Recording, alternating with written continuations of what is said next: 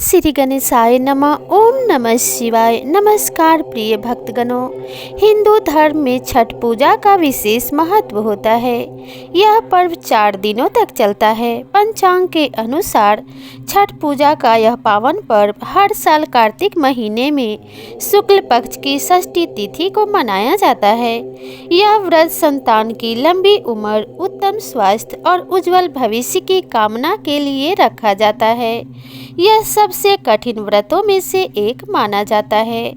36 घंटों तक कठिन नियमों का पालन करते हुए इस व्रत को रखा जाता है। छठ पूजा का व्रत रखने वाले लोग 24 घंटे से अधिक समय तक निर्जल उपवास रखते हैं।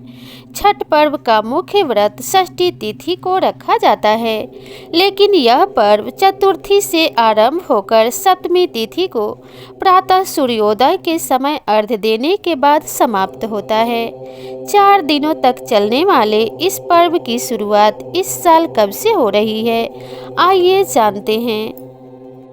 इस साल कार्तिक मास के शुक्ल पक्ष की षष्ठी तिथि की शुरुआत 18 नवंबर दिन शनिवार को सुबह 9:18 से हो रही है। इस तिथि का समापन अगले दिन 19 नवंबर को रविवार सुबह 7:23 पर होगा। उदया तिथि के अनुसार छठ पूजा 19 नवंबर को है। लोक आस्था का यह महापर्व 4 दिनों तक चलता है। इसका पहला दिन नहाय खाए होता है। इस साल नहाय खाए 17 नवंबर को है। इस दिन सूर्योदय 6:45 पर होगा, वहीं सूर्यास्त शाम 5:27 पर होगा। खरना छठ पूजा का दूसरा दिन होता है। इस साल 18 नवंबर को खरना है। इस दिन सूर्योदय सुबह 6:45 पर और सूर्यास्त शाम 5:26 पर होगा। छठ पूजा का तीसरा दिन संध्या अर्घ्य का होता है। इस दिन छठ पर्व की मुख्य पूजा की जाती है। इस दिन व्रती घाट पर आते हैं और डूबते सूर्य को अर्घ्य देते हैं। इस साल छठ पूजा का संध्या अर्घ्य 19 नवंबर को दिया जाएगा। 19 नवंबर को सूर्यास्त शाम 5:26 पर होगा। चौथा दिन यानी सप्तमी तिथि छठ महापर्व का अंतिम दिन होता है। इस दिन उगते सूर्य को अर्घ्य दिया जाता है और व्रत का पारण होता है। इस साल 20 नवंबर को उगते सूर्य को अर्घ्य दिया जाएगा। इस दिन सूर्योदय 6:47 पर होगा। छठ पूजा का पहला दिन यानी नहाय खाए 17 नवंबर दिन शुक्रवार को है। छठ पूजा का दूसरा दिन यानी खरना 18 नवंबर दिन शनिवार को है। छठ पूजा का तीसरा दिन यानी संध्या अर्घ्य 19 नवंबर दिन रविवार को है। छठ पूजा का चौथा दिन यानी छठ का पारण उगते सूर्य को अर्घ्य देने के साथ ही छठ का पारण 20 नवंबर दिन सोमवार को हो जाएगा और इसके साथ ही छठ महापर्व का समापन होगा। छठ महापर्व मुख्य रूप से उत्तर भारत के राज्य बिहार, झारखंड, पूर्वी उत्तर प्रदेश एवं दिल्ली में बड़े ही धूमधाम से मनाया जाता है। छठ पूजा में सूर्य देव और छठी मैया की पूजा और उन्हें अर्घ्य देने का विधान है। छठ भारत में वैदिक काल से ही मनाए जाने वाला बिहार का प्रसिद्ध पर्व है। षष्ठी तिथि के प्रमुख व्रत को मनाए जाने के कारण इस पर्व को छठ कहा जाता है। इस दौरान व्रतधारी लगातार 36 घंटे तक उपवास रखते हैं और इस दौरान वे पानी भी ग्रहण नहीं करते। छठ का प्रथम दिन, जिसे नहाय खाए के नाम से जाना जाता है, इस दिन सर्वप्रथम घर की सफाई कर उसे पवित्र किया जाता है। उसके उपरांत व्रती अपने निकटतम नदी अथवा तालाब में जाकर स्वच्छ जल में स्नान करते हैं। व्रती इस दिन सिर्फ एक ही बार खाना खाते हैं। तला हुआ खाना इस व्रत में पूर्ण रूप से वर्जित है। यह खाना कांसे या मिट्टी के बर्तन में पकाया जाता है। छठ पर्व का दूसरा दिन, जिसे खरना या लोहड़ा के नाम से जाना जाता है, इस दिन व्रती पूरे दिन उपवास रखते हैं। सूर्यास्त से पहले पानी की एक बूंद तक ग्रहण नहीं करते। शाम को चावल, गुड़ और गन्ने के रस का प्रयोग कर खीर बनाई जाती है। इन्हीं दो चीज़ों को पुनः सूर्य देव को नैवेद्य देकर उसी घर में एकांतवास करते हुए ग्रहण किया जाता है। सभी परिवारजनों, मित्रों एवं रिश्तेदारों को प्रसाद रूप में खीर व रोटी दिया जाता है।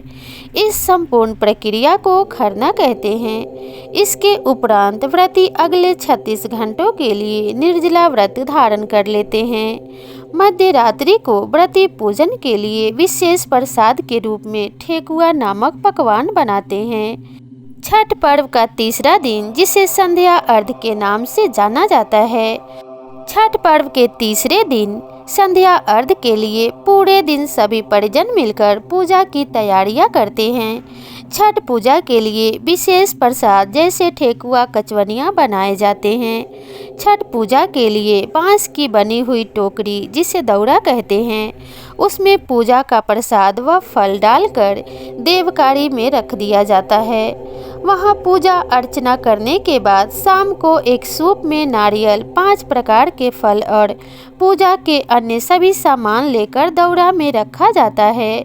घर का पुरुष अपने हाथ से उठाकर छठ घाट पर ले जाते हैं। इस पर्व में पवित्रता का खास ध्यान रखा जाता है। इस संपूर्ण आयोजन में महिलाएं प्रायः छठ मैया के गीतों को गाते हुए घाट की ओर जाती हैं।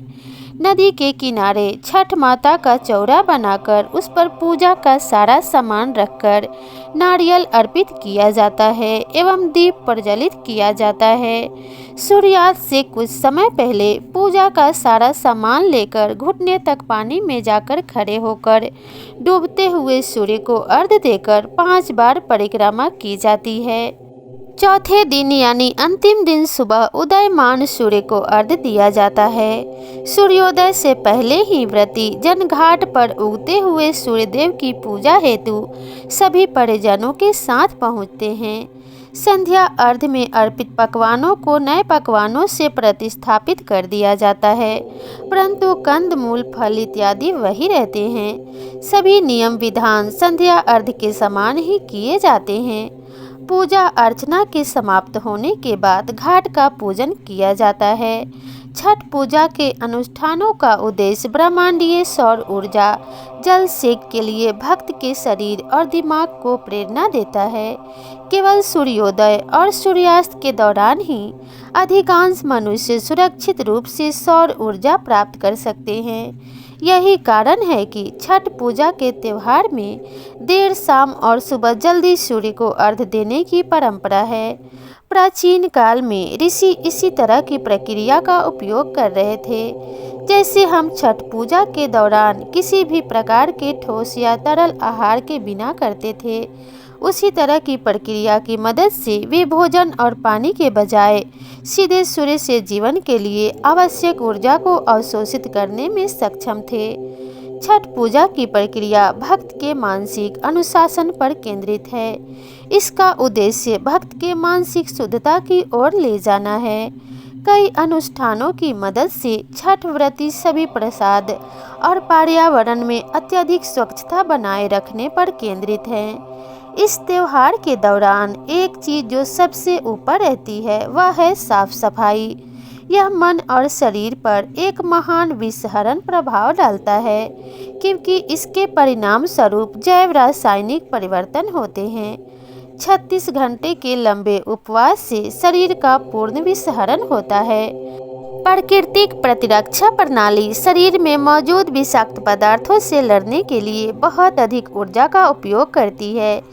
ध्यान, प्राणायाम, योग और छठ अनुष्ठान जैसी विषहरण प्रक्रिया की मदद से शरीर में मौजूद विषाक्त पदार्थों की मात्रा को बेहद कम किया जा सकता है। सूर्य के प्रकाश का सुरक्षित विकिरण फंगल और जीवाणु संक्रमण को ठीक करता है।